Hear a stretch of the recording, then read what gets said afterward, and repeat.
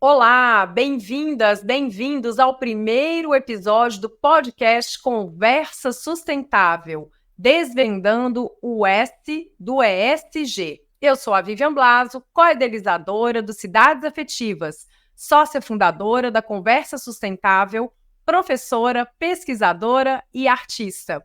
Hoje nós vamos conversar com Rafael Morales. Rafa, chega para a conversa.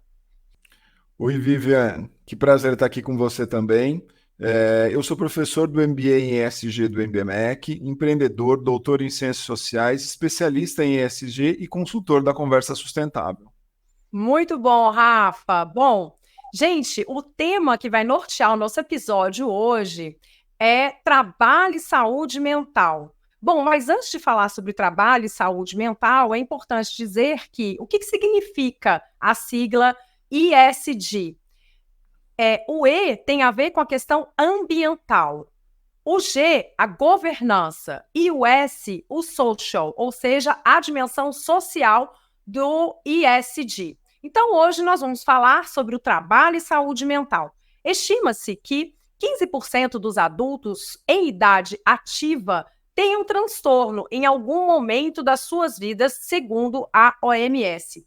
O Byung-Chul Han, que é um autor, pesquisador do ensaio chamado A Sociedade do Cansaço, de tradução aqui no Brasil pela editora Vozes, ele nos aponta como uma questão predominantemente neuronal, quando patologias de outras ordens, especialmente as psíquicas, emergem e ganham espaço, tais como a depressão, o transtorno de déficit de atenção, com a síndrome de hiperatividade, TDAH, o transtorno de personalidade limítrofe, TPL, a síndrome de burnout, SB, entre outras, que passam a constituir uma nova paisagem de enfermidades no começo do século. Todas essas patologias, por sua vez, teriam, conforme Han, suas raízes no exagero ou hiperativo da positividade, o que, em sua perspectiva, acaba por se configurar como uma violência, dessa vez, não apenas uma violência que vem de fora do outro, mas que tem suas origens no igual e até mesmo em si. Então, Rafa, minha pergunta é para você: como proporcionar e conviver com um ambiente de diversidade, produtivo, eficiente e colaborativo? Como as empresas podem enfrentar estes desafios? Vivian, a OMS nos fornece muita informação sobre isso. Todos os trabalhadores têm o direito a um ambiente seguro e saudável no trabalho. O trabalho decente contribui para a boa saúde mental ao proporcionar um meio de subsistência, um senso de confiança e propósito e de realização, uma oportunidade para relacionamentos positivos e inclusão em uma comunidade, uma plataforma para rotinas estruturadas, entre muitos outros benefícios. As empresas e instituições precisam repensar os riscos relacionados à saúde mental, pois esses podem envolver questões como a subutilização de habilidades ou a falta de qualificação para o trabalho, cargas de trabalho ou ritmo de trabalho excessivo, bem como a falta de pessoal, horários longos, não sociais e inflexíveis, a falta de controle sobre o desenho do trabalho ou a carga de trabalho, condições físicas de trabalho inseguras ou ruins, uma cultura organizacional que permite comportamentos negativos, apoio limitado dos colegas ou uma supervisão autoritária, violência, assédio, bullying, discriminação ou exclusão, uma função de trabalho pouco clara, bem como uma promoção insuficiente ou até excessiva.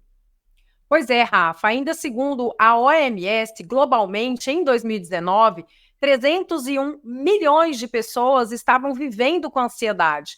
280 milhões de pessoas viviam com depressão, além de outros transtornos mentais. Muitos desses indivíduos estavam com idade produtiva. As condições de saúde mental mais prevalentes, como a depressão e a ansiedade, têm um custo estimado de $1 trilhão por ano para a economia global, predominantemente pela perda da produtividade. Han, em A Sociedade do Cansaço, nos mostra que a estafa oriunda da sociedade do desempenho, que acomete os indivíduos contemporâneos, afasta o eu do outro, impedindo a convivialidade. Estes sujeitos do alto rendimento são frequentemente levados pela sociedade do desempenho à depressão e ao fracasso. Afinal, a competitividade, a meritocracia não garantem que todos subam ao pódio. Muito bem. Rafa, como as empresas, então, podem responder a estes desafios? As empresas precisam fazer o quê? Como que elas devem se preparar? Vivian, as empresas elas precisam se preparar criando ambientes de escuta, ampliando os processos de diálogo com seus funcionários, mas também com outros tipos de público, sejam qualquer stakeholder, criar uma governança efetiva que trate esse assunto de forma multidisciplinar, como, por exemplo, criar uma diretoria ESG de saúde mental, por exemplo. E um ponto importante também é estabelecer metas corporativas relacionadas à saúde mental e o cumprimento dessas metas relacionados ao desempenho da remuneração dos executivos, ou seja, para que eles tenham uma remuneração, ou para que possam atingir a remuneração, eles precisam se comprometer com as metas relacionadas à saúde mental. Isso é muito importante.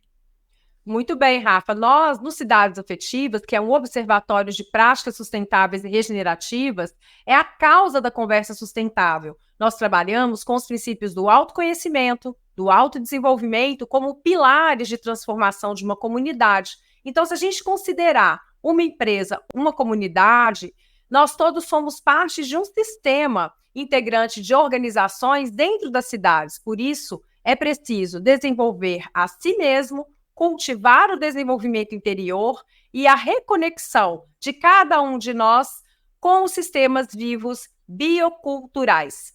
Bom, queria agradecer a audiência de vocês e agradecer ao Rafael pela sua participação. O nosso podcast Conversa Sustentável acontece semanalmente às segundas-feiras, às 9 da manhã. E você pode ouvi-los nas plataformas do YouTube, YouTube Music, Spotify e todas as melhores plataformas de áudio. Muito obrigada e até o próximo episódio.